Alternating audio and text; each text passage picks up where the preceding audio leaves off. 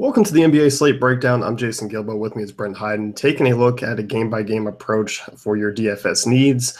A good 8-game slate tonight. I kind of feel like 8 games is like the perfect NBA slate size for some reason. Yeah, I agree. I like having a combination of like 6 to 8 games as opposed to like 12 to 13. It's a good amount of games to break down, get a selection of players. So definitely a great slate, especially tonight. There's a lot of great games. Yeah, there is a decent amount of news that we'll kind of go through as well. We got the possible looming Curry suspension. Hassan Whiteside was ruled out a couple of minutes ago. So we're back into the full swing. I mean, some late questionable ones. We got the Bledsoe news over the weekend. It was just kind of it's been a hectic start, but we shouldn't really expect anything less. No, it feels like late season NBA, and it's only been like less than a full week, and it's kind of been crazy trying to stay on top of these injuries and some of the news that's happened. But we've managed so far, so we'll continue. Yeah, let's dive in. We'll take a look at Philly and Detroit here first. Pretty high total, 214. Detroit just 3.5 point favorites. I feel like this is a good spot for a couple names here. Some of the bigger names. And we can start with the Detroit side. I feel like there's a little bit more there. I know you've been kind of locked into Tobias Harris to start this year, but a couple other kind of good tournament plays. I mean, Reggie Jackson, really cheap. Still, he's been producing at a decent rate to start the year. He wasn't the most trustworthy guy last year, and I'm trying not to have last year to have such a huge bias, but I don't completely trust him, even though he's played 3 really good games. Yeah, he's a guy, Reggie Jackson, has looked outstanding. His price is what really intrigues me if you're looking over on like DraftKings. 5,800, just an excellent spot going up against the Sixers, who are allowing the 6th most points per game in the NBA at 116.7. Yeah, I definitely do like him if you're going in that cheap range. You mentioned Tobias Harris continues just to have an excellent season. Probably one of the most improved parts of his game is his jumper. Huge fan of his improvements with his jump shot this season, but 22.5% usage. I believe he's 3rd on the team amongst starters. So I like both those guys. And Drummond's a guy that's going to be pretty popular tonight. I don't hate the play in GPPs. I do have a little bit of fear that he's going to get into foul trouble going up against Joel Embiid, and we know Andre Drummond has a tendency to foul a lot. So I'm probably going to shy away from him, but he's definitely an option in GPPs. Yeah, I think so too. When you look, I mean, Philly bottom 5 in rebounding. Like you said, I think the foul trouble is something to be concerned. That's probably the only concern that I really have for him tonight, because it is a decent spot. Like you said, I think GPPs only. Can't really go to him in cash games with the inconsistent foul trouble in minutes. So I like him. I like Tobias Harris. He's a guy I'll play in all formats. I'm a little bit off Avery Bradley till he flashes some form. I think, I think he'll turn into a steady shooting guard that we can use in DFS, but probably needs a few games to get adjusted here. Yeah, I agree. I mean, if there was ever a spot for him to have a huge game, it'd probably be tonight against Phillies. So you could go back to the well. I know you've been using him. I think you've used him like every night. But yeah, you could definitely go back to the well on Bradley. His price has come down a little bit. 5,200 on DraftKings. That's pretty appealing. Yeah, no, it really is. Like, you kind of got to hope, even if he's not shooting the ball that well or you kind of hope that he gets those steals. And I think against this Philly team that can turn the ball over quite a bit, that'll happen. Anyone else from Detroit? I mean, not a lot of bench guys that are worth using. No, not really. Their bench is kind of in flux right now. Luke Kennard's getting minutes at times. Whenever Stanley Johnson's not on the floor, Henry Ellenson, all these guys are just kind of one game they'll get minutes, the next game they won't. So I'm off of them until we get a little bit more of a rotation solidified. On the Philly side, I don't have a ton of interest here. Yeah, I like Ben Simmons once again. I mean, I think the consistent double production that we're getting out of him it's impressive, to say the least. I think his passing game has been phenomenal to start the year. So I kind of like him. I think he's in play tonight. Might be a little bit popular just because people will look at the box scores and go, oh, he's going to ball again. Whenever you see 3 double-doubles in a row, you can kind of tend to click guys in. But an actual sneaky good spot when you kind of look at the matchup. I mean, Detroit hasn't really been all that great defensively. They've kind of struggled to start the year. I know they got some pieces like Stanley Johnson, who they expected Avery Bradley to be good defensively, but they've been kind of underwhelming in my opinion. Yeah, I definitely would be willing to go back to the well with Simmons. It's kind of crazy. He's the first player in franchise history and only the sixth in NBA history to begin his career with 3 straight double-doubles. Almost had a triple-double against Toronto. It's an excellent spot for him. Fourth on the team in usage at 23.2%. One guy, obviously, Embiid's going to be popular. Again, his minutes kind of one of those things. I think he's going to try to stay around that 26 to 28 mark. So you could go there. Jared Bayless is interesting at only 4K on DraftKings, point guard, shooting guard eligible. He's averaging 15.7 points per game. Starting the season 9-16 from 3-point range. Not really providing much else from their peripherals, but if he's going to get you 20 to 24 fantasy points per game, I don't hate that option. Yeah, I definitely don't mind it either. I mean, like you said, especially shooting guard eligible on DraftKings, like that always kind of entices me a little bit more when they have that, because you tend to always want to play the stronger point guards. Yeah, and he's 4,300 on FanDuel, so another cheaper option. He's point guard eligible there. And he's surprisingly not the cheapest point guard that we'll talk about tonight. No, he's not. So, and you said, Embiid going to be probably popular. I think the price is probably just a little bit too high for me. Obviously all the potential in the world. This is a guy who's probably, I guess, ceiling tops out a little bit more than I'd like it to be in GPPs. I mean, I can see using him, but 82 on DK, I like Gasol, I like Drummond a little bit more. Aldridge is also center eligible. So I kind of have a trouble clicking Embiid in over some of the other guys. That's tough. I don't know that I would go there, but if someone were to tell me that they wanted to use Embiid, I wouldn't call them an idiot for it. No, definitely not with his usage. It's crazy high. Any interesting guys like Robert Covington or JJ Redick at all? Not really. I guess I don't mind JJ Redick. He's been really active in that offense. Still really cheap, but I don't really see myself going either one of those guys. No, I'm with you. Atlanta, Miami, next one here. Miami 11-point favorites. Atlanta rotation has been crazy. I mean, it's like they have a 25-man active roster and they're just using all of them. But I mean, we'll start here with the Dennis Schroeder news rolled out tonight. This is the kind of the free square if you're going this route where you want to fit in some of those massive names. Atlanta offers up, Delaney here, who's bare mint. Yeah, he's pretty much just a plug and play. I don't think he has a ton of upside. Like, I would be shocked if he got over 25 fantasy points. But at 3K, you'll take that. You just kind of plug him in, move on, so you can get some of the Giannis's and the Walls and the Hardens of the world.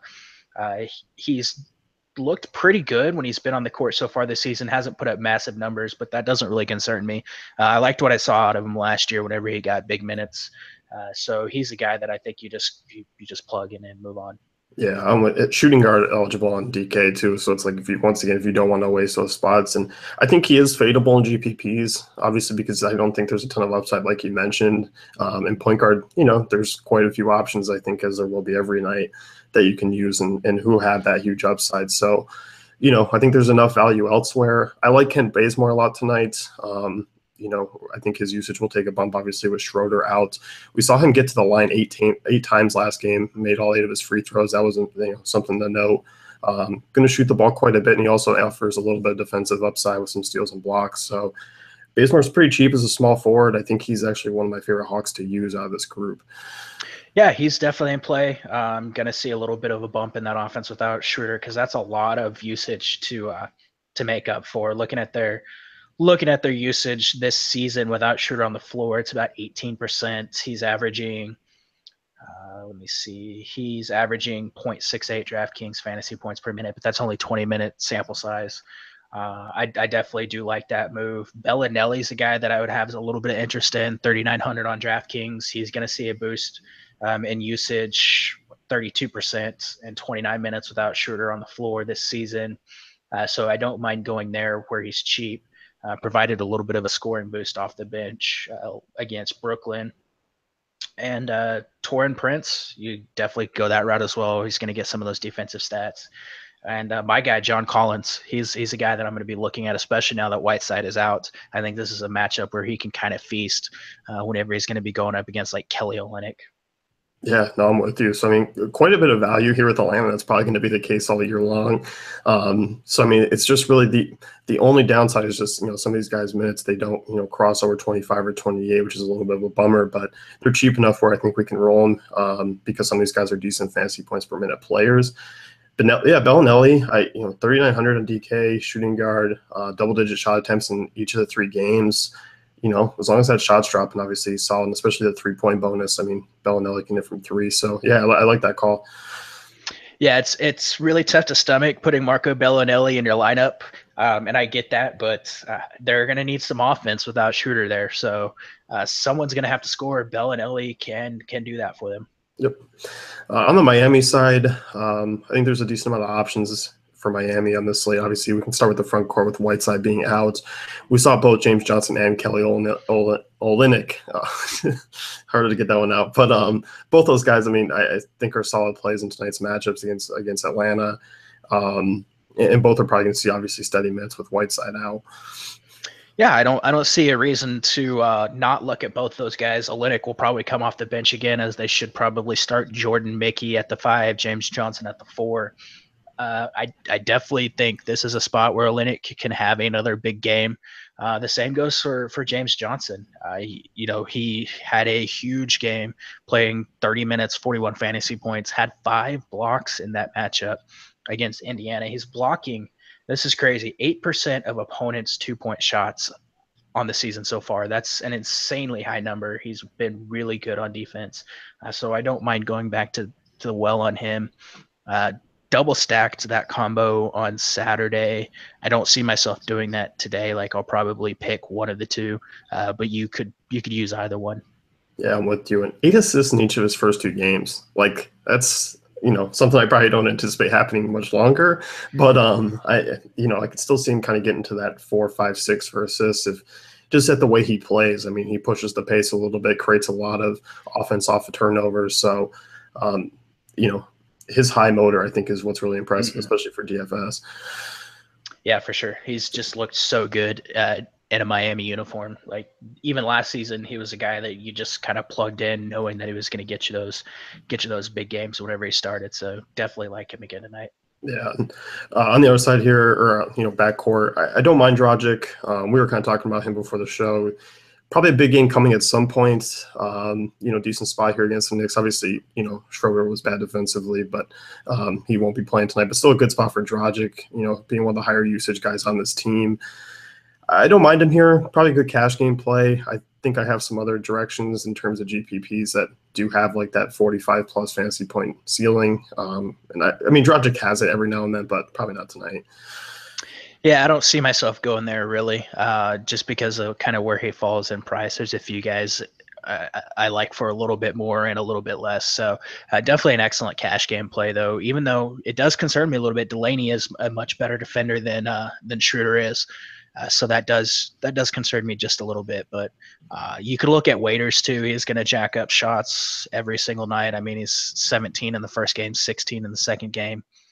Josh Richardson, another guy that you could look at. Shot attempts haven't really been there for him, which is a little concerning, but he's still getting blocks, still getting rebounds and assists. So I like going that route too. Yeah, I'm with you. I like Richardson's price on both sides tonight. So once again, kind of a small forward. Yeah, definitely a value at the small forward position tonight. Yep. So that's probably about it for Miami. Moving on here, take a look at Charlotte, Milwaukee, featuring basically a couple of prime players you can look at tonight. On the Charlotte side, it's probably going to be, Kemba. I don't mind Dwight Howard on his DK price, or even FanDuel's not that bad. Milwaukee, we were talking about them just, rebounding continues to be a struggle for them. Defending centers, obviously, I think guys like Howard, I mean, it could be, I'm not saying an easy double-double tonight, but it very well could be. Yeah, it really could be. And we just got a bit of news on that game. Like, just now, it went off on my phone that Malcolm Brogdon is listed as out with an ankle sprain for that contest. So that's going to change things just a little bit.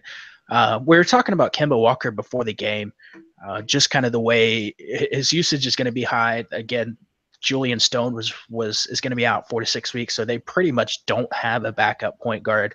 So you're going to see like Malik Monk and maybe Marcus Page. I believe that's who the other guy that they have there that might get a few minutes, but Walker's going to play a lot. Milwaukee generally pretty good against point guards, but Walker's ability to get to the line has been impressive this season, shooting a lot of above the break threes, and Milwaukee does struggle to defend that shot. But I don't mind going Walker here. I don't either. Like you said, it's going to push, obviously Milwaukee to use, Deladova a little bit more. Kind of curious to see what I actually do, just because they do have quite a bit of, versatility within that lineup. I like Kemba. I think he's a solid play. I don't feel like the price is really all that bad. I mean, 7,800 on DK. Once again, I think he's a good stacking partner, especially if you're playing Giannis. Like, I kind of like the correlation of those two going off. Just given the fact that Kemba doesn't have a ton of usage, with Batum has more usage. Yeah, and even more news coming in from that game. Chris Middleton is listed as questionable with an illness. So that might change things even more. This is just a terrible time for NBA Wowie to go down. So we can't look up usage rates and things like that. But I guess the biggest thing that matters for the Milwaukee side of the ball is Giannis is just going to have the ball even more. With Brogdon out and Middleton questionable, I don't know how you fade Giannis in the spot. Like, you plug him in and just move on. Just outstanding so far this season. There were some kind of advanced stats that I had written down for Giannis. He's got his 35% usage rate, 71% true shooting percentage, 11 free throw attempts per game. And as I was mentioning to you before the podcast, 34 of his 40 field goal attempts have come in the restricted area. He's shooting 47% on non-restricted area 2-point shots. The Hornets are allowing opponents to shoot 64% within less than 5 feet from the rim and 68% in the restricted area. Those are really, really high numbers. They're like fourth in the NBA. So Giannis is just going to eat tonight, especially now that those two guys may not play. Yeah, he's huge. I mean, he was kind of already a plug and play for me coming into tonight. Now it's like, can I plug him in twice? Like, he's going to be a guy, like you said, I mean, will be extremely popular. But kind of should be. He's an incredibly tough fade, just given the fact that his upside is through the roof, and will be even more through the roof, given the fact that, like you said, the injury news does affect things. It kind of puts Milwaukee in a little bit of a tight spot if Middleton does sit, though. I'm curious to see what they do. I'd be curious to see if Monroe could slip in if they move Giannis down a little bit more and kind of play that way. Because otherwise, I mean, I don't really see any production coming out of like the backcourt. Yeah, and it's even tougher. Like, I'm trying to sit here and figure out who's going to be on the court here. Tony Snell, I mean. Tony Snell, yeah. You're probably going to start Dellavedova. You're going to start Tony Snell.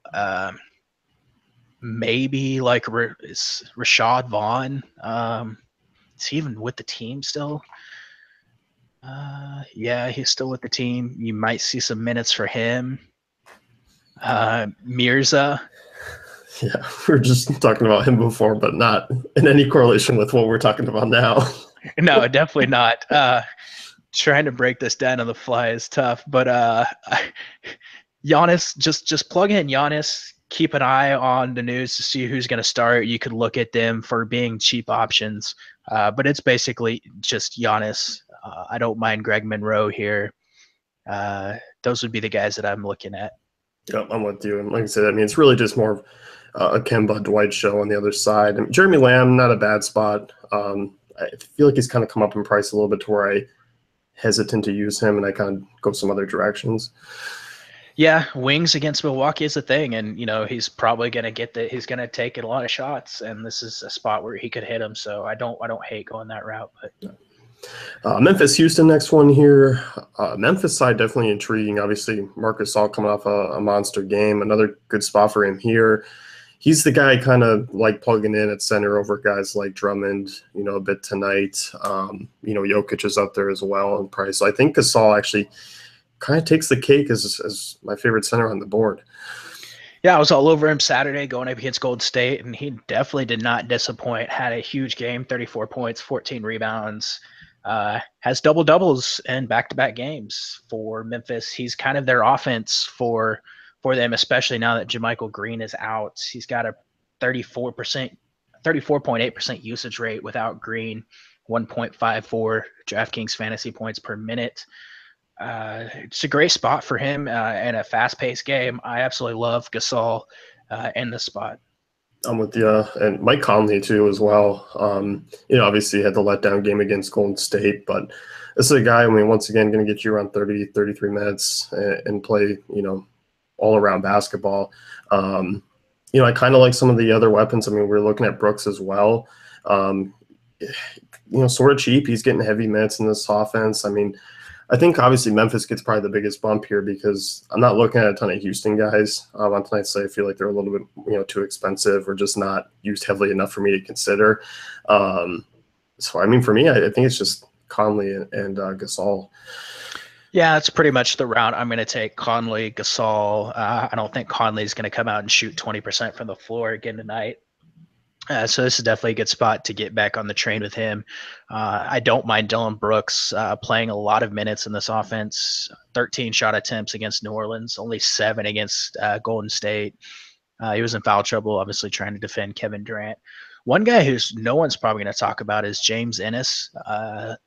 Only played 19 minutes against New Orleans, 25 against Golden State. Still 4 fouls, but putting up some decent numbers. I don't mind him. 3,500 on DraftKings, but that's probably it. I'm not going to go after these Jarrell Martins and those guys tonight.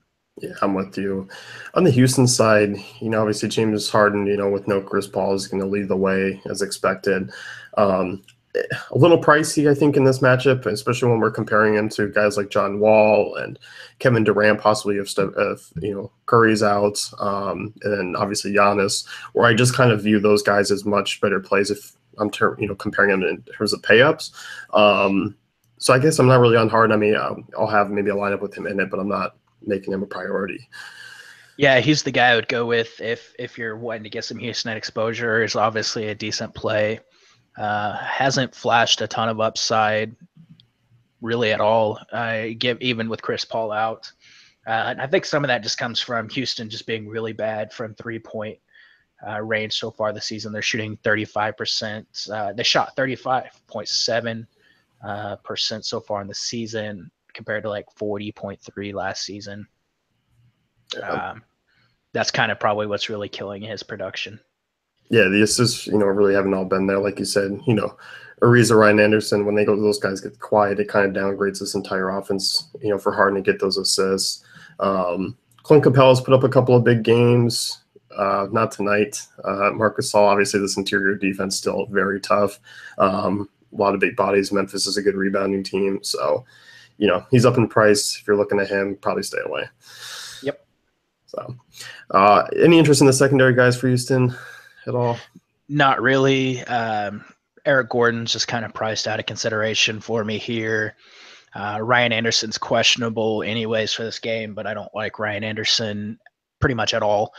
Trevor Ariza just not really doing it for me. So I guess you might look at like Tucker if Anderson sits, but that's probably it. Golden State, Dallas.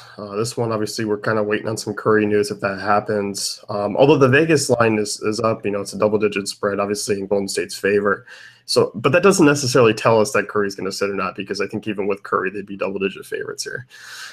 Yeah, probably. That's going to be just a huge piece of news. Like it's really tough to finalize your lineups without knowing what's going to happen there. I don't see a situation where Curry doesn't get suspended after throwing his mouthpiece at a ref, and this is now the second time he's done that. So it's something that we really need to keep an eye on, and I imagine we'll get that news within the next probably hour or two. Yeah, and I think if Curry sits, obviously, bumps go to Draymond Green, Klay Thompson, Kevin Durant. You get some guys off the bench. We talked Patrick McCaw, Sean Livingston would obviously fill the needs at point guard. But when we kind of look, Draymond Green can handle the ball. Durant obviously can as well. So I think that's where I more lie, just given the fact that there are some decent value plays outside of Golden State that will handle probably the ball a little bit more than Livingston and McCaw. Yeah, and those Golden State guys are going to be popular if Curry does get suspended. And we were joking about it before, but plugging Nick Young into your lineup and Sean Livingston into your lineup and Patrick McCall, like you just don't really feel comfortable doing it. You don't want to do it. Um, any slate where Nick Young is a lock is probably a slate where you shouldn't be playing. Um, so I don't see myself going there. We talked about Durant and Draymond Green. Without Curry on the floor this season, Durant has a 41% usage, had 31% usage last season, averaged like 1.4 DraftKings points per minute. So this is a great spot for him. He leads the NBA right now in blocks with 14 block shots. That's just insane. He's been really active on defense. Rebounds haven't really been there for him, but going up against Dallas, who is allowing the most rebounds per game to opponents, this is a good spot for him to get back on the board there. I really do like him on DraftKings at 9,600. If Curry sits, I may even go that route even if Curry plays, just because. I mean, if you're getting like 14 fantasy points per game just from blocks, that's pretty insane. Yeah, really. And 9,600, I mean, really not a bad price tag at all. At small forward position, obviously Giannis is pretty much the only one there on DraftKings. You have Ben Simmons a little bit cheaper, but yeah, Durant's the guy I like quite a bit. I mean, Draymond Green, it's weird because I've been kind of chiming in about him being a big beneficiary from the FanDuel scoring. It hasn't really produced a ton of defensive stats yet, but obviously he's a guy who can rack up a triple double on any given night, especially if he's handling the ball a little bit more with Curry out. Um, as far as like the Dallas side goes, I don't have a lot of complimentary pieces. Devin Smith's back. He's a little bit expensive. I don't really like him in comparison to some of the other point guards tonight. And this front court's just really a mess. Yeah, if Dennis Smith was not going to play, Yogi would have probably been a lock for me if Steph Curry got suspended. Now I'm probably just fading that entire side of the game. I just don't know. I mean, this is a spot where Smith could have a huge game. I'm trying to find his price on FanDuel, 6,500. DraftKings, that's right about the same. I don't know that I'd want to go there on either one of those sites, but I guess you could probably still go with Yogi, even with Smith playing, he'll probably get the start at the 2, and it'd be an interesting spot for him. But it's really tough now that Smith is playing to get any exposure to that side of the game. Yeah, and it's like you kind of look and go, okay, implied total of 101. Who's going to score 101 points between these guys? It's kind of tough. Like I could see probably a little bit of a letdown from this Dallas offense tonight, just because I just don't know if there's enough scoring to kind of keep up with Golden State. Yeah, I agree. And I think Harrison Barnes might be a little popular with the revenge game narrative. I'm not really going there at all. I'm actually looking right now to see how Dirk has done against Golden State, because this would be a spot where Dirk could have a decent game, paced up matchup. I know he's kind of old and struggles down the floor, but 2 games last season, 1 game you played 28 minutes, 29.3 fantasy points. If he's cheap, I don't necessarily hate going there at 5,100. Yeah, 5,100 is not bad. Like, a slow start for Dirk, kind of as expected, especially shooting wise. Eventually he's going to pop around and become a decent player and probably get back into like the 6K range where he, sat for the most part last year. Yeah, for sure. So let's move on here. Toronto, San Antonio, probably one of the more slower paced, kind of lackluster fantasy point games tonight. A couple options, we'll talk more San Antonio here. LaMarcus Aldridge, obviously been phenomenal. The offense is going to flow through him. He's a guy, I mean, if I'm kind of spinning off of Giannis and maybe going a different direction, which is tough to do in mindset building lineups, I think you can do it. He's just kind of one of those pieces where I don't have enough cash to fit him in. Yeah, it's really tough. Like DraftKings, he's 8,500. It's really tough to get him in. I think in cash games, you just kind of have to squeeze him though, just because he's just been so good. To start the season, he's averaging 50 fantasy points per game on DraftKings, playing a lot of minutes. The offense is running through him. He's doing everything for this team when he's on the floor. 10 rebounds in back-to-back games, getting those blocks as well.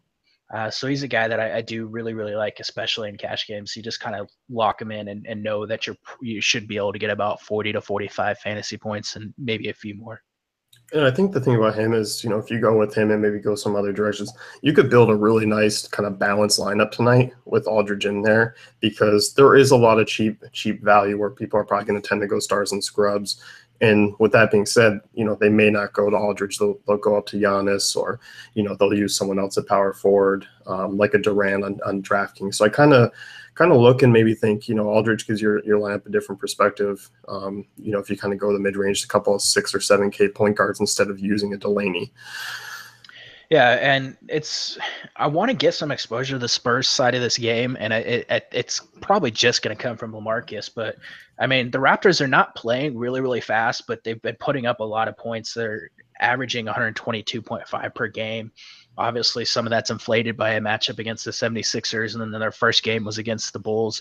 Neither one of those teams very good on defense. So that's probably going to come down. But if this is going to be a high-scoring matchup, you definitely want to get some exposure somewhere to the Spurs side. And it's tough to really trust Kyle Anderson and Danny Green and Pau Gasol and all these other guys. So kind of have to just bite the bullet with LaMarcus. Yeah, I agree. I mean, DeJounte Murray's been probably the second most usable Spurs guy. 30 plus DK point games in first two. He's 5,100. Tough matchup though. Kyle Lowry, pretty decent defender. Like I said, slow paced game. I don't feel the need to go to him. I mean, probably other nights I will. He's just not on tonight's radar for me. If he was still in the 4Ks, I'd probably go there. But paying 5,100 for a guy that's not going to see more than 30 minutes and just isn't like, I mean, he's going to be needed for defense, I guess. So maybe he sees a few more. But yeah, it's just really, really tough to go there. And on the Toronto side, I kind of don't have a lot of interest in anyone here. I mean, I know with Valanciunas out, obviously that throws a little bit of a loop in here. But the backcourt guys, DeRozan and Lowry, I just can't see using them tonight.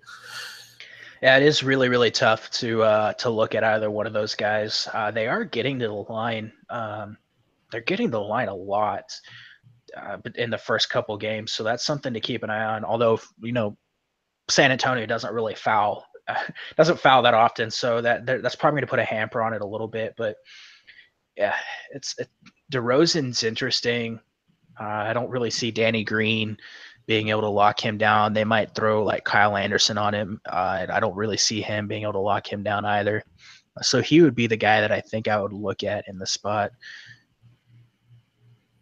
Yeah, I mean, DeRozan's interesting because the price has come down a little bit on him. I don't know. It's still tough. Beal right there, I think it's like I look at Beal and DeRozan and go, I can plug in Beal.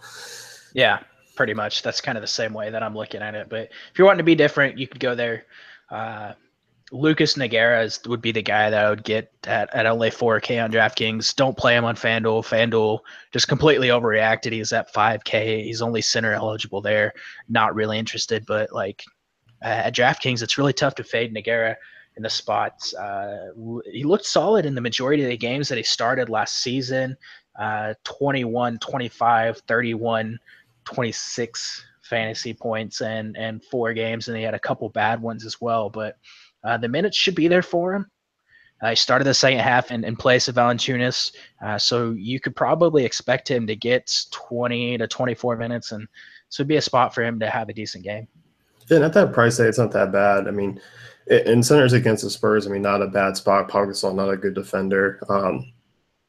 I think for the most part, you're basically going to see kind of a rotation of their bigs. Ibaka is probably expected to play the 5 a little bit when he's off the floor. So, yeah, I mean, I think I have a little bit of interest on DK with that. And you might get a few extra minutes for Jakob Bertel. Hasn't been really, really active on the offensive end. He did have 14 points against the Sixers, but again, that's against the Sixers. Yeah. Denver, Washington, highest total of the night here. A lot of plays to break down. I mean, tremendous spot for the Washington backcourt.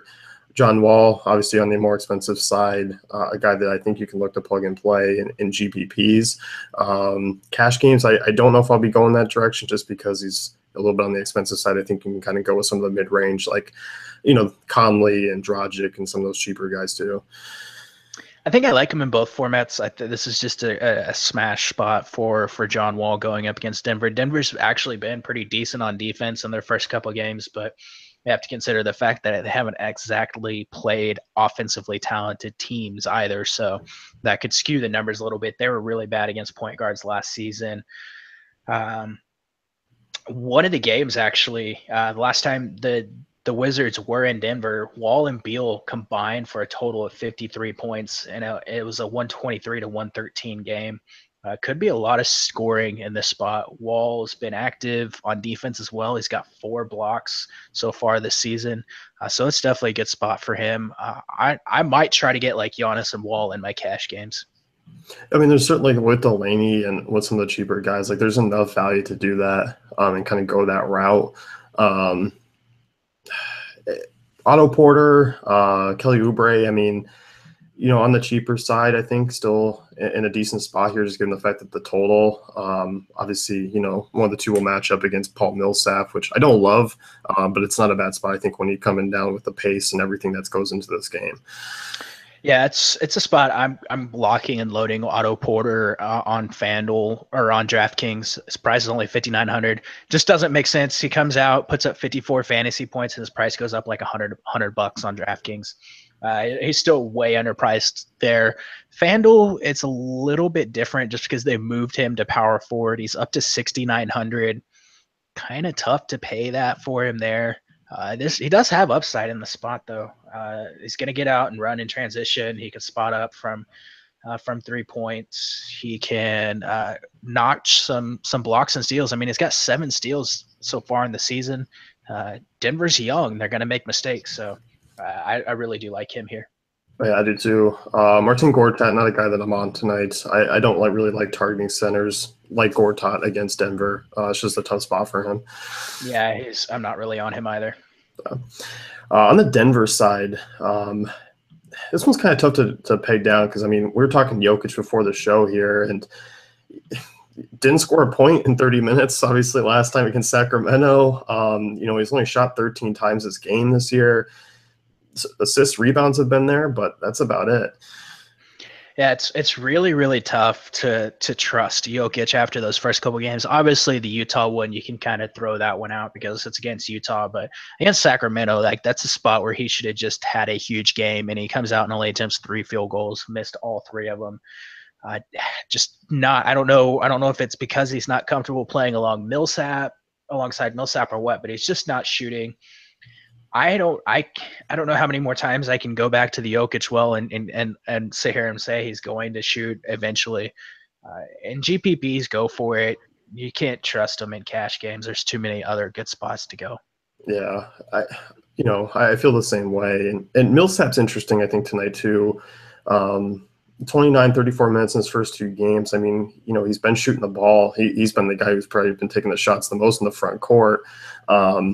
Defensive stats are usually there for him. They haven't been obviously in the first 2 games, but I think in a matchup like this, it can help a little bit given the fact that it's going to be a really back and forth game where I think when you look at like the Utah game, not so much. Sacramento, he put up a decent score. I kind of like Millsap in GPPs because I don't think he's going to be high owned.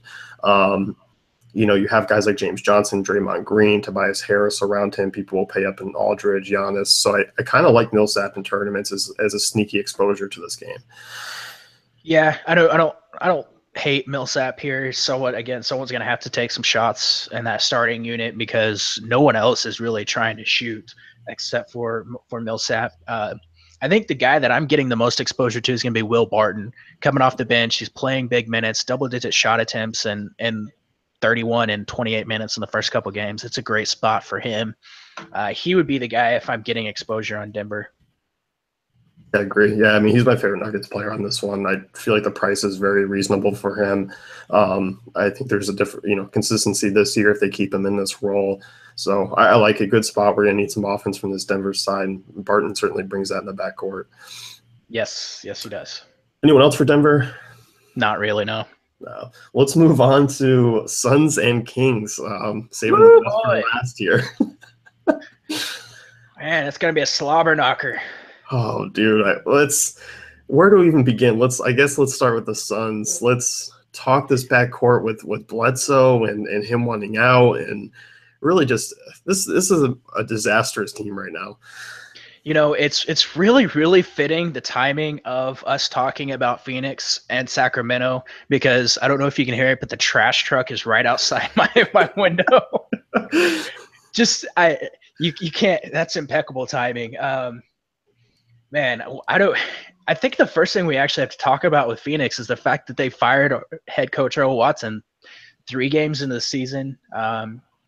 Couple things to note: Jay Triano is going to take over. He was the head coach of Toronto several years ago. 2 of the years that he was the head coach of Toronto, they ranked last in the NBA in defense. Ty Corbin is going to be the assistant head coach. When he was his last season in Utah, they ranked 30th in defense in the NBA. So these guys, their defense is not going to improve under these 2 guys. And so that's something that we definitely need to keep an eye on. I don't know what's going to happen with these rotations, but you mentioned Eric Bledsoe. He was an Earl Watson guy. He liked playing under Earl Watson. Now that Watson's out, I don't know if he's going to come out and suck it up because he's pissed, or if he's going to come out and play awesome because he wants out. I think you have to get some exposure to him in GPPs, though. Yeah, I'm all about exposure to Eric Bledsoe playing a little narrative and going up against this matchup against Sacramento, and I'm in for it. I'll expect the worst. I'm not going to come in blindly thinking that Bledsoe's going to put up monster points. I like Devin Booker as well here. He's been sort of quiet, I guess, to start the year. Things haven't really been flowing. His price has come down a little bit. He's 6,800 on DK. He put up the monster game against LA, and then was bad against the other 2, Portland and Clippers. But he's going to shoot. We know that. I like it if he can get the assist and rebounds game going and kind of tack that on instead of just being a one-dimensional player. So I like him just because of this game. I think there's going to be some offense to be had, obviously, on both sides. And when you look at things, I mean, it's really tough to trust anyone else on Sacramento or on Phoenix right now than Booker, just in terms of usage and minutes. But I mean, we both like Alex Len. I know that. You have to imagine that Triano is going to stop playing Tyson Chandler 24 minutes a night. Like they don't have a reason to go that route. I would assume that Alex Len is going to get the start tonight, and you'll see Dragon Bender back him up at the 5. This is a spot you kind of want to get some exposure to one of these big men, because Sacramento not really that great against bigs. Last season, they haven't really faced anyone this season, so those numbers could be skewed a little bit. He's only 4,100 on DraftKings, only 4K or 4,700 on FanDuel. So yeah, Alex Len would be the guy that I like here. I don't mind TJ Warren either. So it would be a spot for him to come out and have a huge game. So yeah, I think if you're looking that route, it would be Len and Warren. Maybe take a flyer on Dragon Bender if you want to hope that he gets like 20 to 24 minutes. Yeah, I don't mind it. I mean, I don't mind Warren either. Foul trouble last game against the Clippers, that was kind of frustrating to see. It didn't make any sense. I mean, he got 2 early ones, came back in, and got a third really quickly, and then basically the second half he was out in the fourth quarter. A good spot here against Sacramento, though. I mean, I could definitely see using him, and I don't think a lot of people will, just because I think we've talked quite a bit of few value options at the small forward position. Yep. So on Sacramento's side, De'Aaron Fox has been, phenomenal off the bench, a pretty high usage. This is a guy who's, there's not a ton of scorers in the front court for Sacramento. It's all got to come from the wings and guards here. So I like Fox in another spot here. I think he's a really nice value. Yeah, the Suns have been just terrible on defense to start the season. They've allowed an average of 128.7 points in their first 3 games, and the worst point differential in history of NBA over a 3-game stretch, and the worst point differential by 17 points in the history of the NBA. Next closest team was 17 points difference. So that's something to note. They've been out rebounded by an average of 10.6 rebounds per game. They're allowing opponents to shoot 51.5% from the floor and 50% from 3-point range. Just let that sink in. 50% from 3-point range. 50. Is it sustainable? have you seen them play defense? It's going to be sky high all year long. Like this team is just, they're so bad. It's probably sustainable, but so getting exposure to Sacramento, you kind of have to get some exposure here. You mentioned De'Aaron Fox. He's the guy that I just absolutely love. I think he's going to go overlooked because there's a lot of misconceptions about how you can't really pinpoint the rotation here. But if you look at the last 2 games for Sacramento, I'm throwing out the very first game of the season. Because, with Fox being a rookie, a lot of these guys being really young, you kind of have to wait until you see what these guys are doing in a larger sample size. But he's closed the game. He closed the game against Denver, was up until like the last minute or 2 of the game in the fourth quarter against Dallas. He's playing a decent amount of minutes, has a really high usage off the bench. He's shooting pretty darn well. I think you kind of plug him in and move on in this spot. You kind of have to get someone that can score against Phoenix. So I like him. Buddy Hield is another guy that I would go back to the well on. I had 30 points in a win against Denver or against Phoenix last season. Only shot 1 for 10 against Denver. That's not going to happen again. So I would definitely be willing to go back to the well on him. And as bad as Phoenix is with rebounding, it's really tough to not look at like Skal Labissiere or Zebo or Willie Cauley-Stein in the spot. Yeah, I'm in agreement. I mean, I think the rebounding numbers stand out pretty clear, which, it's one that it's just because a lot of their other guys don't rebound. They have Len and they have Chandler. They've been playing a majority of the minutes, when Len's healthy. And both guys, are going to be able to get the rebounds, but no one else here is in that position. So I like Sacramento guys. Like I said, I think Fox is my favorite of the group. I think when you look at else, I think Willie Cauley-Stein's going to grow on me more and more as the day goes on as like that GPP guy I can put in there because it is kind of a sneaky good spot for him. Yeah, I think the guy that I'm getting the most – I didn't really start the day with any exposure to him, but the more I think about it, the more I'm probably going to go that route is Randolph. 5,400. You would expect him to play maybe 22, 24 minutes, but against a bad rebounding team, this is a spot where you could put up 12, 13 points and get you 10, 11 rebounds. He could get you that double-double, get you maybe 25, 26 fantasy points at 5,400. I do kind of like him there. Yeah, I'm about that Zebo life. I don't mind plugging him in.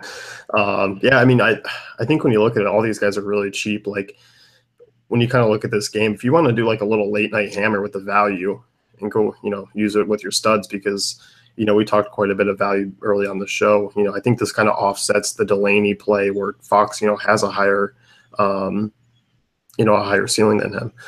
Yeah, definitely. I will have a late night hammer, and it's going to be a lot of this game.